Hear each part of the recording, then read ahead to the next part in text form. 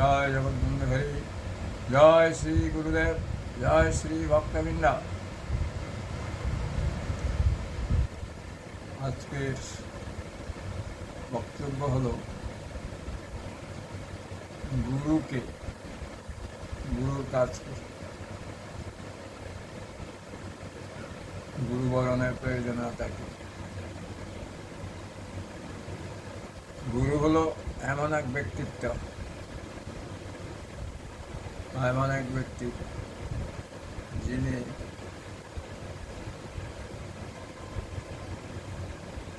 দীক্ষা দেওয়ার মধ্য দিয়ে তার শিষ্যকে ভগবানের কাছে পাঠিয়ে দেন। ভগবানের কাছে পাঠিয়ে দেওয়া অর্থাৎ জন্ম মৃত্যুর চক্র রোধ করে দেওয়া, বন্ধ করে দেওয়া গুরুর কাজ। বলছে, শাস্ত্র বলছে সেই গুরু নয় যিনি তার শিষ্যকে ভগবানের কাছে পৌঁছিয়ে দিতে পারেন না, তিনিই গুরু যিনি পৌঁছিয়ে দিতে পারেন ভগবানের কাছে। তাহলে গুরু দীক্ষা যারা নেয় তারা ভাবতে হবে যে আমাদের উদ্দেশ্য হচ্ছে, আমাদের বারবার জন্ম হচ্ছে, বারবার মৃত্যু হচ্ছে। জন্ম এবং মৃত্যুর মাঝখানে যতদিন যায় ততদিন কষ্ট। জন্ম হতেও কষ্ট, মৃত্যু হতেও কষ্ট, মৃত্যুবরণ করতেও কষ্ট, জন্মগ্রহণ করতেও কষ্ট। জন্ম এবং মৃত্যুর মাঝখানে যে সময়টা আছে সেটাও খুব কষ্টকর। তাহলে এর যদি আমাদের আর জন্মই না হয়, ভগবানের কাছে যদি এই জন্মে চলে যাওয়া যায়, তাহলে শুধু এই জন্ম কষ্ট পেলাম, কিন্তু আর জীবনে কষ্ট করতে হবে না। ভগবানের ধাম, আনন্দধাম, সেখানে শীত নেই, গ্রীষ্ম নেই, ক্রীড়া নেই, তৃষ্ণা নেই, রোগ নেই, শোক নেই। সেখানে যৌবন জ্বালা নেই, বার্ধক্যের কষ্ট নেই। কিন্তু কি করে যাওয়া যাবে সেখানে? আমাদের আগে জানতে হবে আমাদের জন্ম হয় কেন। পূর্বজন্মের পাপ এবং পুণ্যের ফল ভোগ করার জন্য আমাদের জন্ম। আমরা পূর্বজন্মের পাপ ও পুণ্যের ফল ভোগ করি। পাপ ও পুণ্যের ফল ভোগ করা শেষ হলে তারপর আমরা মৃত্যুবরণ করি। কিন্তু আমরা যদি পাপও না করি, পুণ্যও না করি, তাহলে আমাদের আর জন্ম হবে না।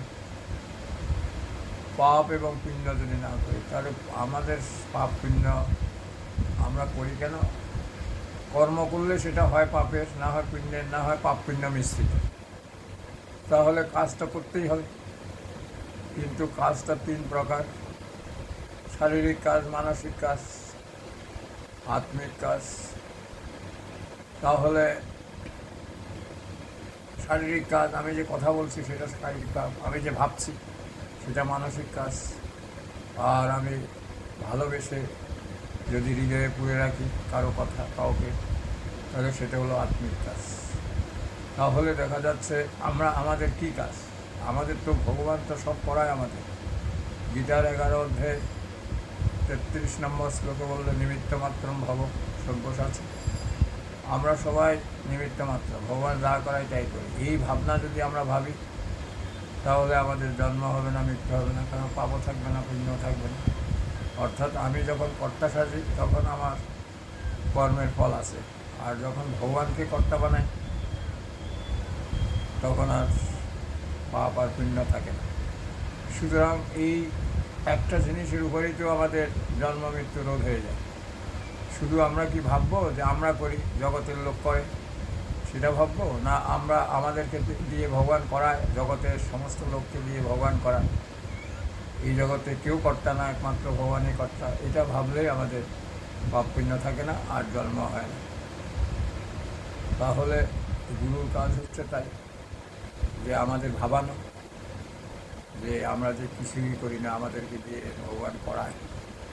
আমরা কখনো কর্তা সাজব না, ভগবানকে কর্তা বানাবো, অন্য কোনো লোককে কর্তা বানাবো না। চোর চুরি করে এসেছি, এটা যদি আমরা ভাবি, তাহলে চোরকে কর্তা বানানো হয়, ভগবান চোরকে দিয়ে চুরি করায়, এটা যদি ভাবি, তাহলে ভগবানকে কর্তা বানানো হয়। এই ভগবানকে কর্তা বানানোর শিক্ষা যে দেয়, যে অভ্যাস করে, যে সব ভগবানে এক কর্তা আর জগতে কেউ কর্তা না, তাকেই বলা হয় যে সদ্গুরু।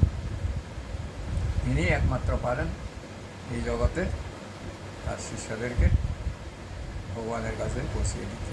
জয় জগৎবন্ধু হরি, জয় শ্রী গুরুদেব, জয় শ্রী ভক্ত।